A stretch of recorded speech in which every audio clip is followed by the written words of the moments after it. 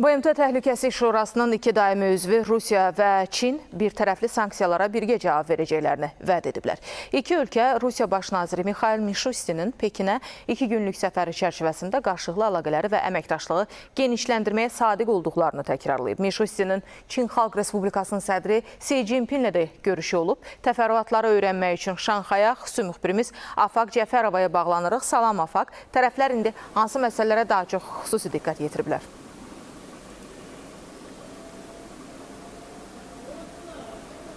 Çin və Rusiya bütün sahələrdə əməkdaşlığı gücləndirməyə və xarici çağırışlara müvafiq cavablar verməyə davam edəcəklər. Məhz bu fikirlər Rusiyanın baş naziri Mishustinin Çinə səfəri çərçivəsində iki dövlətin hökumət başçılarının 30-cu müntəzəm görüşünün yekunlarına dair birgə bəyanatda əksini tapıb.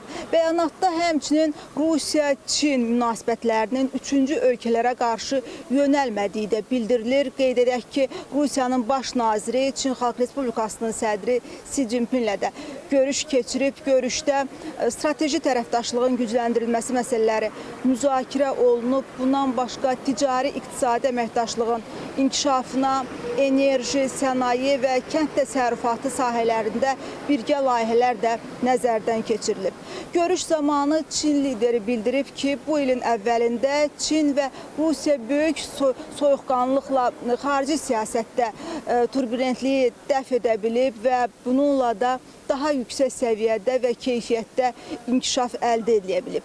O həmçinin qeyd edib ki, hər iki ölkə koordinasiyalı olaraq əlaqələri artırmalı və əməkdaşlığı genişləndirməlidir. Bildirim ki, söhbət ənənəvi sahələrlə yanaşı yeni sahələrdən, yəni süni intellekt, rəqəmsal iqtisadiyyat və ekoloji inkişaf və digər sektorlardan da gedib.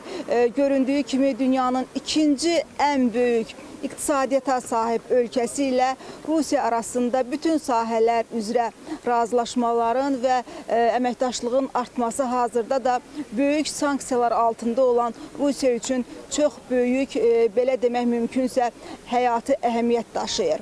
Bizim mövzu ilə bağlı çatdırmaq istədiklərimiz bu qədər. Söz təkrar sizdədir. Təşəkkür edirik Afaq.